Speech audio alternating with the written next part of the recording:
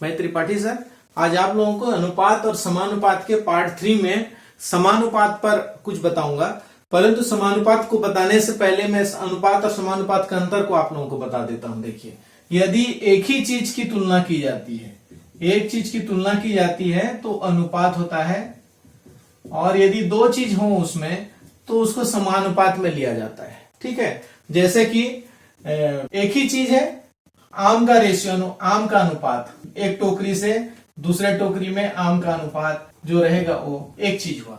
परंतु आम के तुलना में उसके रुपए का अनुपात, आम और जैसे कि ये आम हो गया और ये आलू हो गया, इसका रुपए और इसका रुपए, दोनों की तुलना उस समय हम लोग इसको समानुपात में लेते हैं। यदि इनकी तुलना समानुपात हो, समान अनुपात में हो, तब हम उसको समानुपात में लेते हैं।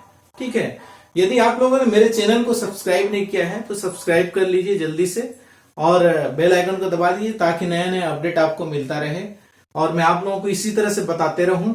और जिसका लाभ आप अपने मित्रों को, अपने रिश्तेदारों को, अपने भाई बहन को बताना चाहते हैं तो शेयर और लाइक कर दीजिए, तो उनको भी मिल जाएगा। ठीक है, तो चलिए हम समानुपात के इस पार्ट में एक लेते हैं। जैसे कि आप लोगों को जानते हैं कि जैसे कि हमारे पास एक है कि 7, 3 और 21 का चतुर्थानुपात ज्ञात करो। चतुर्थानुपात ज्ञात करो, यानी कि हमको 3 चीज दिया हुआ है और इसका चतुर्था मैंने चौथा प्लेस का हमको अनुपात ज्ञात करना है। बड़े आसानी से है। इस परिप्रेक्ष्य में मैं आप लोगों को बताऊंगा। पहला चतुर्थानुपात बता दूंगा, उसके बाद दूसरा मध्यानुपात बता दूंगा, और इसके बाद तीसरा जो होगा तृतीयानुपात में बताऊंगा, जो कि बहुत छोटा छोटा प्रश्न है परंतु बहुत ही इंपॉर्टेंट प्रश्न है, और इनको कैसे हल किया जाता है ये भी मैं आपको बता दूंगा। ठीक है, तो 7, 3, 21 का चतुर्थानुपात, यहां पर देखिए, ये पहला जगह है, ये दूसरा जगह है और ये तीसरा जगह है, और यहाँ पे आएगा चौथा जगह जहां पे हमको खाली मिलेगा यहाँ पर, यानी कि उस जगह को निकालना है। तो यहाँ पे मान लेते हैं, माना कि चतुर्थानुपात x है, माना कि चतुर्थानुपात x है, तब हम क्या लिख सकते हैं इसको? देखिए, 7:3 समानुपात 21 अनुपात x। इसको अब हम इस तरीके से लिखा करेंगे, और जब इस तरीके से लिखा करेंगे तो यहां पे आप इसको दो तरीके से हल कर सकते हैं। मैं आपको दोनों तरीका बताऊंगा। इसमें होता है मध्य पदों का गुणनफल बराबर बाह्य पदों का गुणनफल, यानी कि 3 गुणित 21 बराबर 7 गुणित x होता है, और यहां से यदि x का मान निकालना है तो 3 गुणित 21 बटे 7 कर देंगे, 7 एकम 7 तिया 21, और ये x बराबर 9 आ जाता है। ठीक है, ये एक तरीका हुआ। आप ऐसा भी कर सकते हैं, या तो फिर जैसा साधारण बोलचाल की भाषा में हम लोग उपयोग करते हैं, 7/3, 7:3 समानुपात माने यहां पर बराबर से लिया जाता है, और 21/x, 21:x का मतलब होता है। अब इस स्थिति में आते हैं तो यहां पर हम लोग तिर्यक गुणा करते हैं। एक स्टेप यहां पर अगर आप डायरेक्ट उपयोग करते हैं तो आपका ये वाला स्टेप एक बच जाता है। इसके बाद जब आता है, अगर यहां पे हम तिर्यक गुणा करते हैं, तब हमको ये मिलता है। देखिए, इसका 7 से x गुणा किए तो तिर्यक गुणा करने पर ये स्टेप आता है। तो आप लोग अगर इस तरीके से बनाएंगे तो एक स्टेप ज्यादा करना पड़ेगा, और इस तरीके से बनाएंगे तो डायरेक्ट बना सकते हैं। तो इस तरह से आप देख रहे हैं चतुर्थानुपात जो हमको मिल गया वो कितना मिल गया? 9 मिल गया। ठीक है, देखिए, आप ये देखिए, हमारा क्वेश्चन फर्स्ट था चतुर्थानुपात। अब आते हैं मध्यानुपात। यहां पे ध्यान में रखना है मध्यानुपात कैसा रहेगा, इस चीज को आप लोग ध्यान से देखिए। जब भी मध्यानुपात का प्रश्न आपको पूछा जाएगा तब आपको 2 डिजिट दिया रहेगा, जैसे कि 6 और 54 का मध्यानुपात ज्ञात करो। 6 और 54 का मध्यानुपात ज्ञात करना। इस मध्यानुपात माने क्या हो गया?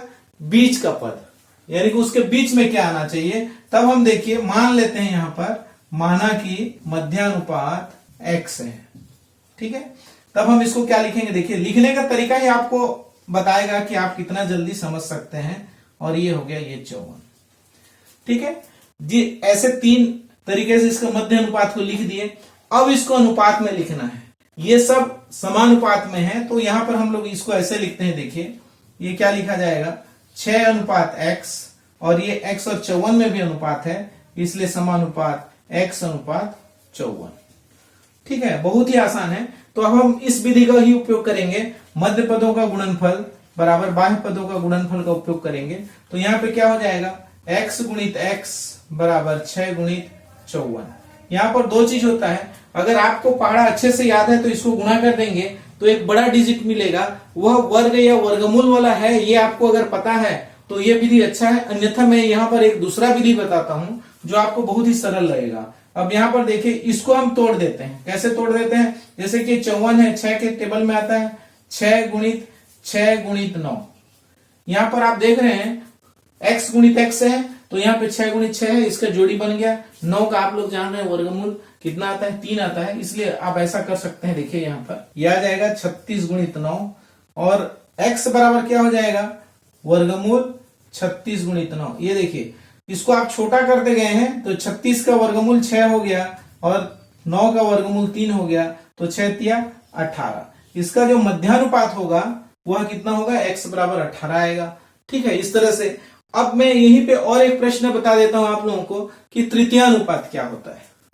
यहाँ पे जो लिया गया है तृतीयानुपात, इस पर जो प्रश्न आता है आपको, इसमें भी 2 डिजिट रहेगा, लेकिन मध्यानुपात और तृतीयानुपात में अभी आप अंतर देखेंगे कि यहाँ पर जैसे कि 9 तथा 12 का तृतीयानुपात याद करो।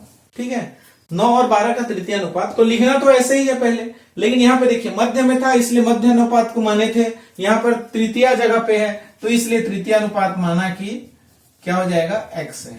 तब हम यहाँ पे तीसरे जगह पे लिखेंगे, जैसे ये हमको पहला दिया है और ये दूसरी दिया है, तो तीसरा जगह जो है हमारा क्या हो जाएगा, वह x लिखेंगे। ये इस तरह से हमारा तृतीयानुपात क्या मिला है, हमको x लिए हैं, तो x को इस तरह से लिखना है। अब इसको अनुपात में लिखना है, तो जैसे कि अभी अभी आप लोगों ने यहाँ पे सीखा है कि जिस तरह से यहाँ पे सीखा है इसको लिखने का तरीका, यहाँ पर भी वही लिखना है, 9:12 समानुपात, फिर से 12 रिपीट होगा क्योंकि 12 और x का अनुपात चल रहा है यहाँ पर, 12:x, यानी कि हमारा क्या हो गया, 9:12 समानुपात 12:x। यहाँ पर भी उसी नियम का उपयोग कर लेते हैं। ठीक है, तो क्या हो जाएगा, 12 गुणित 12 बराबर 9 गुणित x।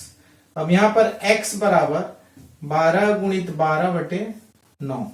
ध्यान से देखिए, इसको काट सकते हैं, 3 तिया 9, 3 चौ 12, 3 एकम 3, 3 चौ 12, 4 चौ 16। x बराबर क्या मिल गया हमको, 16 मिल गया। तो ये हमारा क्या हो जाएगा, तृतीयानुपात होगा, यानी कि इसके तीसरे जगह पे 16 आएगा, x बराबर 16 आएगा। चलिए, इसी कड़ी में मैं आप लोगों को 2 प्रश्न और लेते हैं जिसको कि हम लोग हल करेंगे। तो उसमें से क्वेश्चन नंबर पहला को देखिए, यदि a अनुपात b समानुपात c अनुपात d दिया हुआ है, ये दिया हुआ है, तो हम लोग यहाँ पे क्वेश्चन फर्स्ट को हल करते समय लेते हैं, दिया है a अनुपात b समानुपात c अनुपात d। तब हमको ये सिद्ध करना है। तो पहले दिया है में से आगे बढ़ते हैं।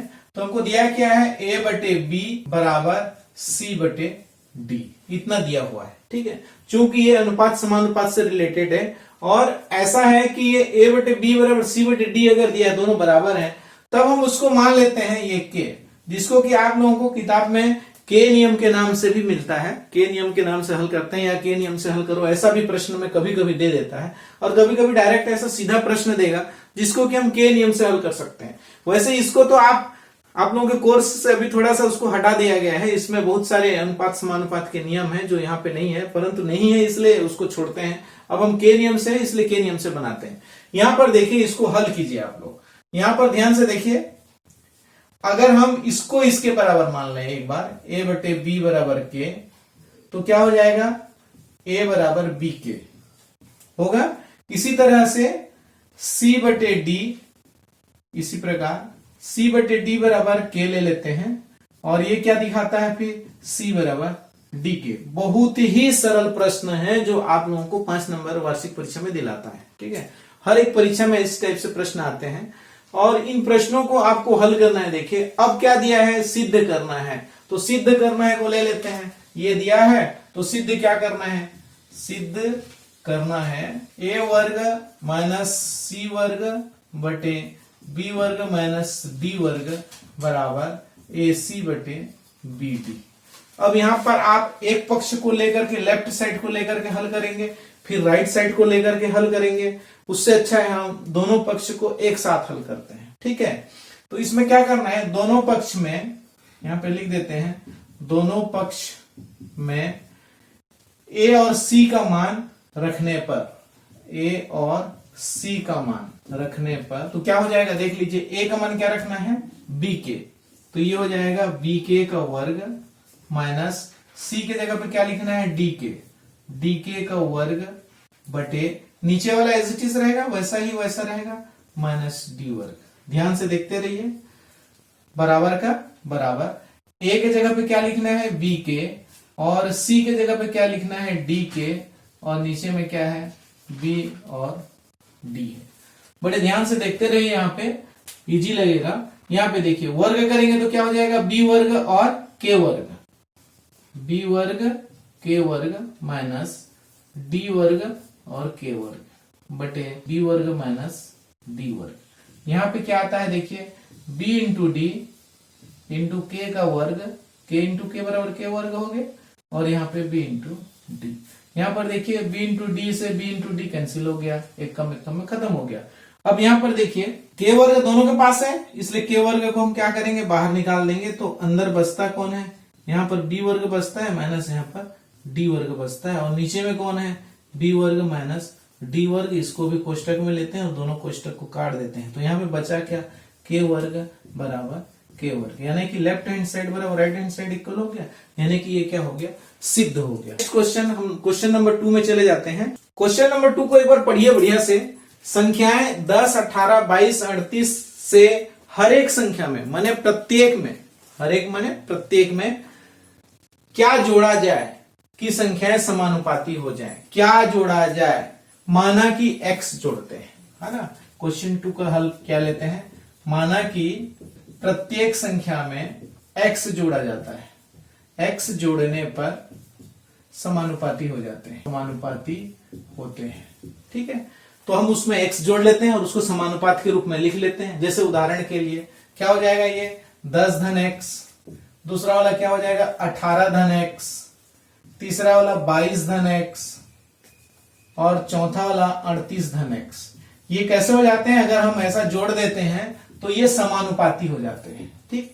तब उसको समानुपात के रूप में लिख लेते हैं, x धन x 10 धन x अनुपात 18 धन x समानुपात 22 धन x अनुपात 38 धन x। ये हो गया, ठीक है। अब यहां पर भी वही नियम लगा लेते हैं, या तो इसको बटे में लिखिए या तो फिर मध्य पद और बाह्य पद कर लीजिए। तो मैं तो यही सलाह दूंगा आप लोगों को कि मध्य पदों का गुणनफल बराबर बाह्य पदों का गुणनफल करने से एक स्टेप हमको कम लगता है। तो यहाँ पे देखिए 18 धन x गुणित 22 धन x बराबर 10 धन x गुणित 38 धन x। यहां पर आपको थोड़ा सा सूझबूझ का उपयोग करना पड़ेगा। क्या है कि ना, दो कोष्टकों को जो हल करते आ रहे हो, आप कक्षा 6वीं से पढ़ते आ रहे हो, उसी विधि का उपयोग ही करना है, परंतु जितना जल्दी हो सके जैसे तरीके से वो आपको उपयोग करना है।